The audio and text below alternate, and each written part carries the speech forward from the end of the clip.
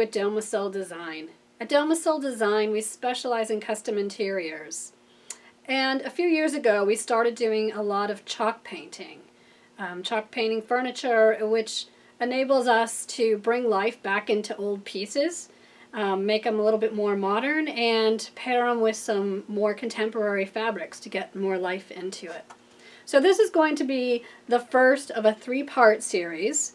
What I have here is actually a piano bench, and we're going to be taking this piano bench, we're going to be altering it a little bit, chalk painting it, and we're going to make a French mattress cushion for the top of it. So the first in the series is going to be the chalk painting step. The next video in this series, I'm going to show you how to do fabric covered buttons, buttonholes, and an alternative to buttons. So you'll want to watch that one in case you want to either make your own fabric covered buttons or the alternative. And on our French mattress, we're going to have fabric covered buttons on the top, and we're going to have the alternative button on the bottom. So that'll be the second part of this series. And the third part of the third video in this series is going to be the actual fabrication of the French mattress. I'm going to take you through step by step of how I make it. And I thought this would be a good project because it's relatively small. So easy to do. This was an old piano bench. The piano was thrown out and the piano bench was left.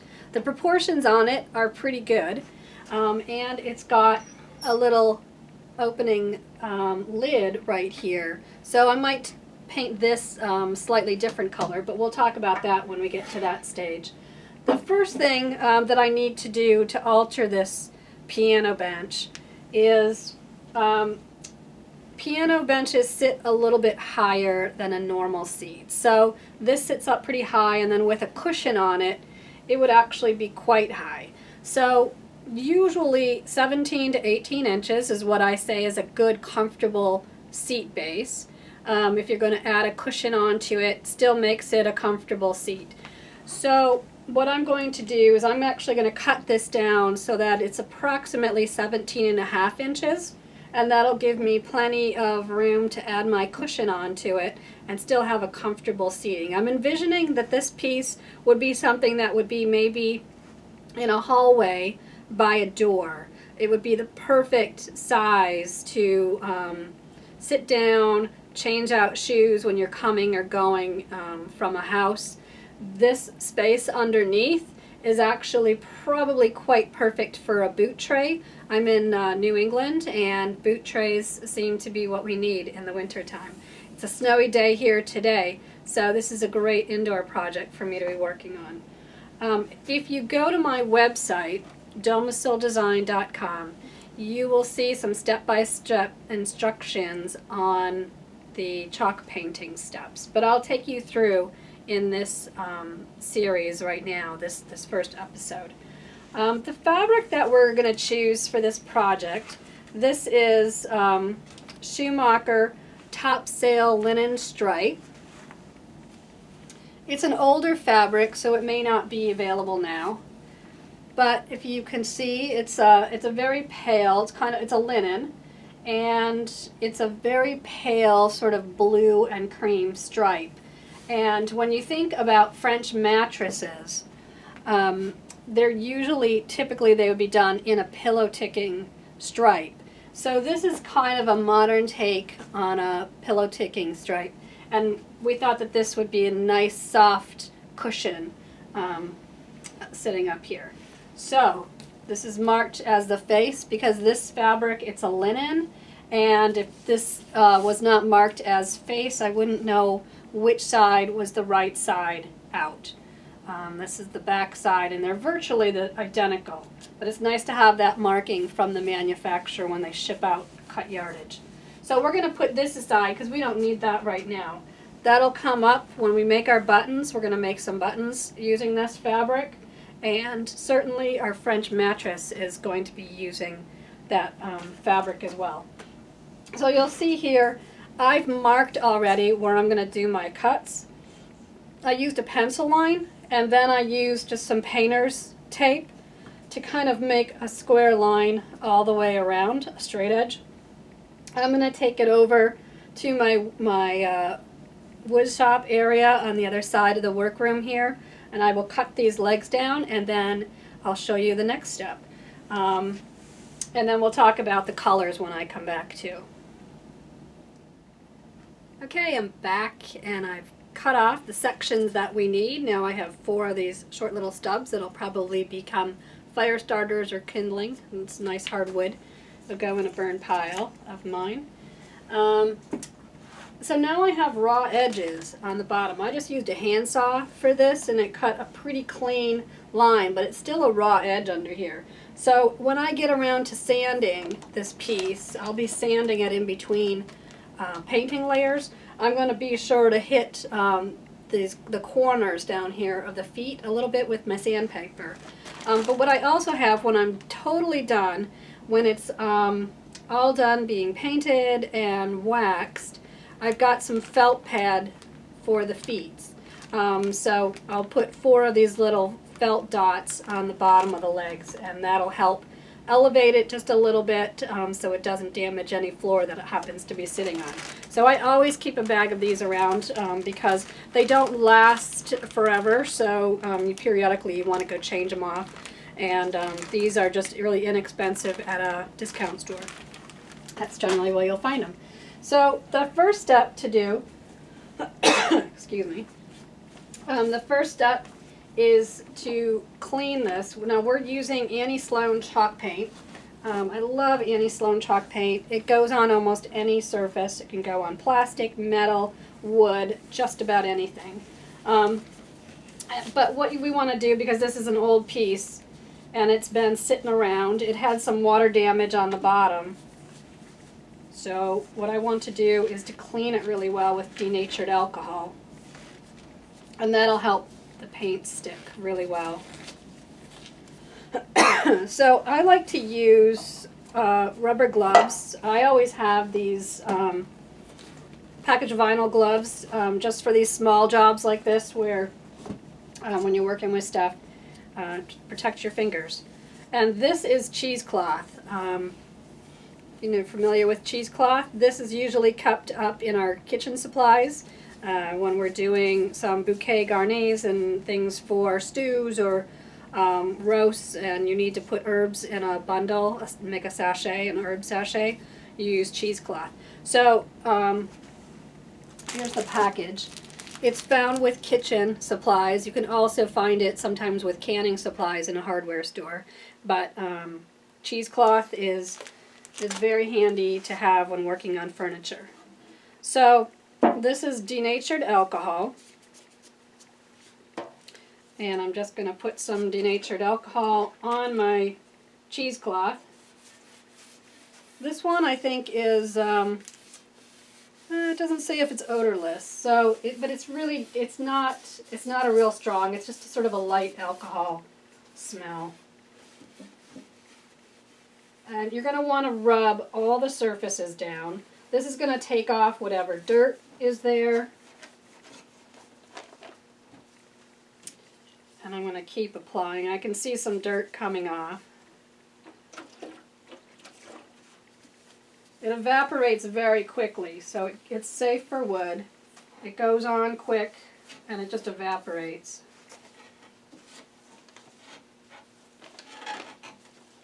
My raw edges are catching. So you want to make sure that you get all of the surfaces touched and cleaned with this denatured alcohol.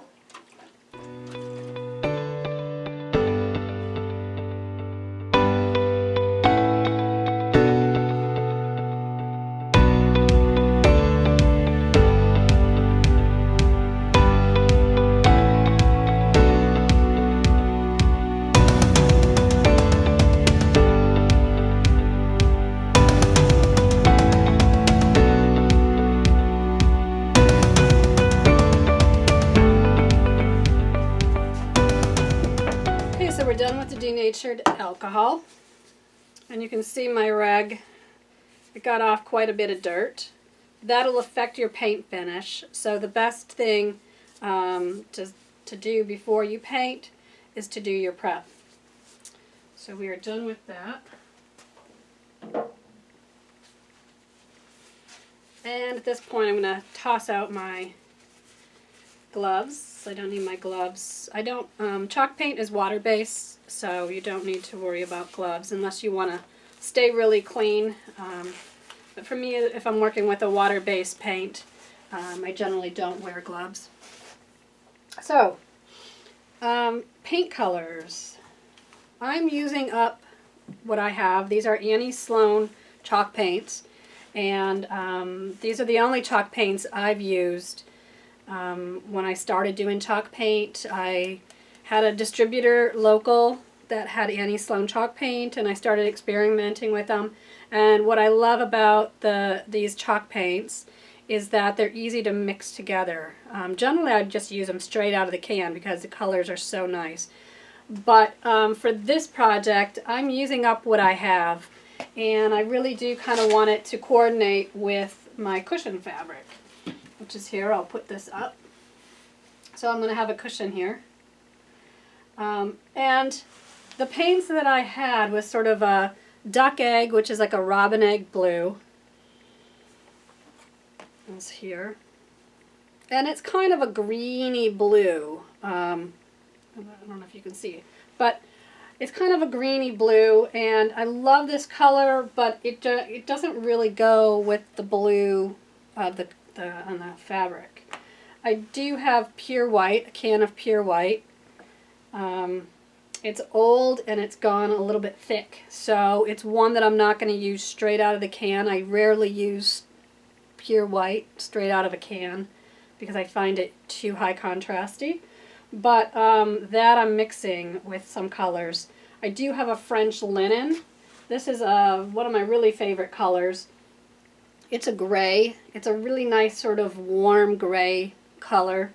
I've used it for a lot of pieces, and I just love the way it comes out. So I do have I've got about a quarter of this quart here in French linen. What I wanted to do, because I can't use pure white with this cream, so I have Arlay, which is like a yellow. It's like a real buttery yellow color, almost like a khaki yellow.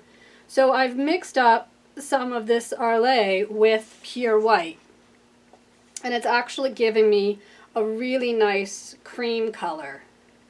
It matches pretty well, and it gets me in the same family with the cream of this fabric. So I think even when it dries and it gets waxed, it'll probably darken up a little bit, but it's got enough yellow in it now, and it's not as yellow as straight out of the can with the Arlay.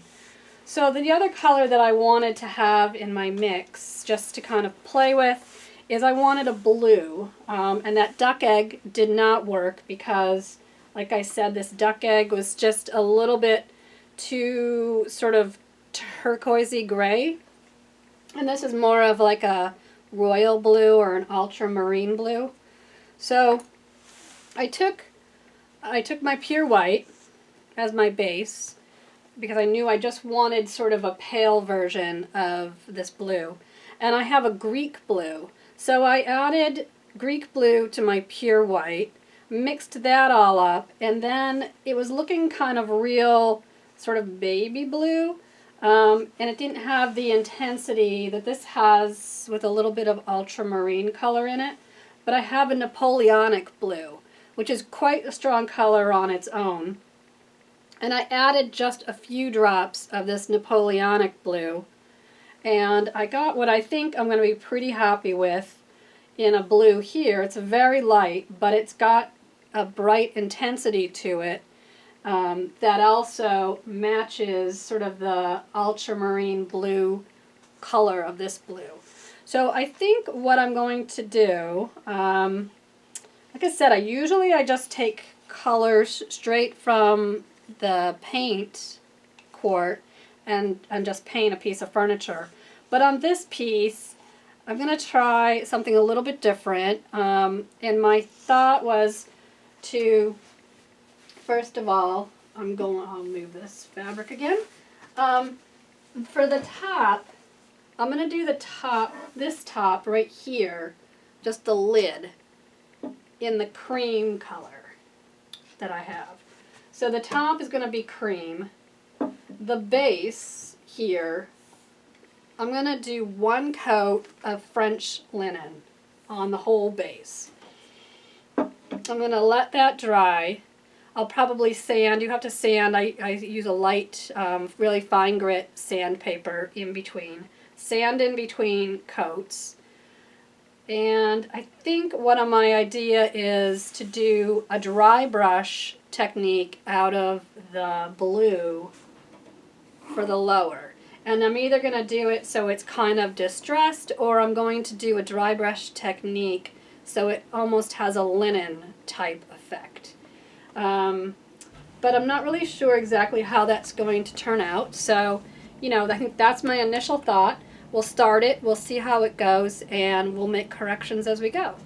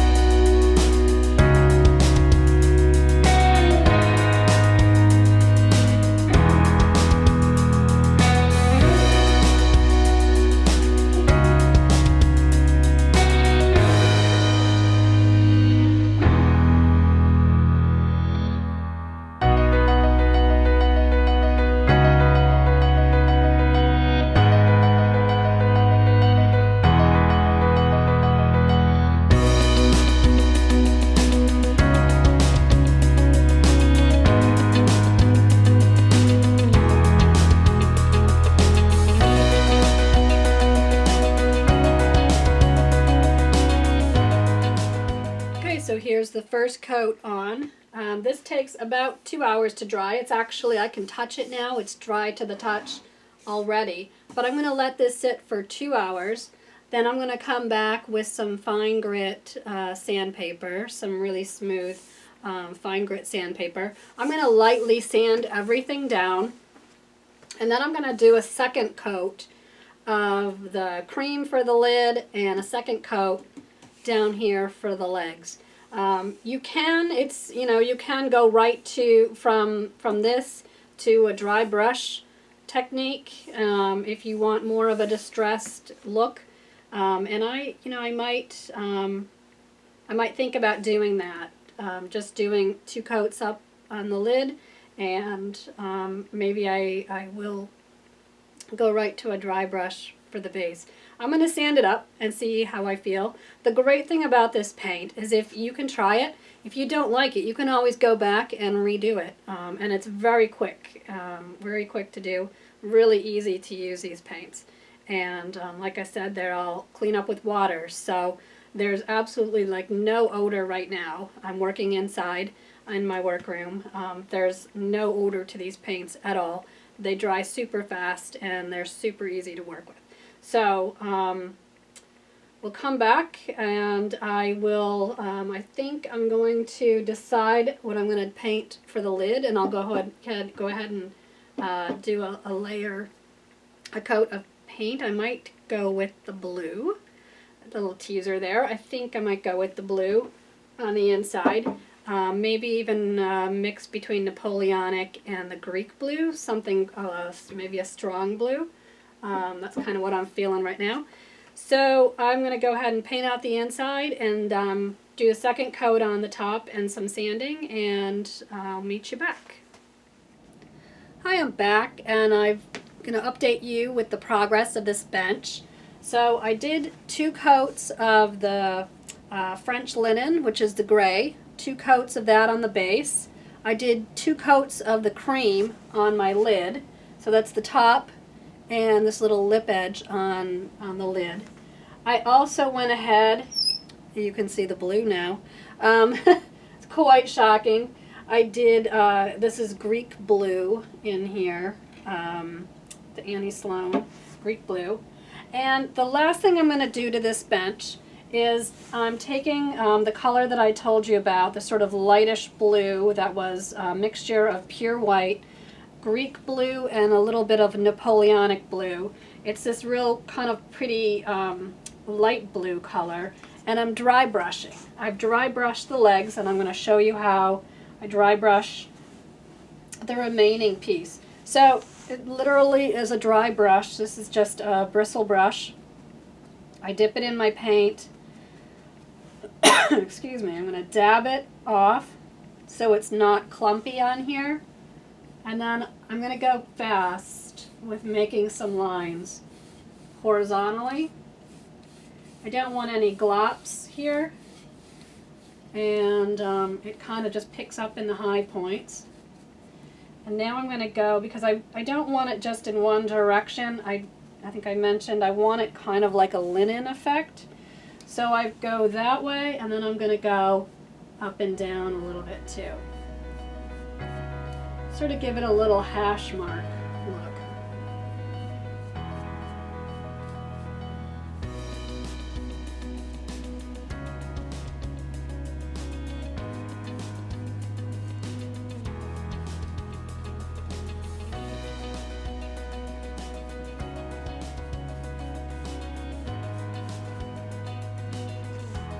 And you have to move quite quickly with this. Chalk paint tends to dry really fast, and it is a dry brush, so once you put it down, it pretty much stays.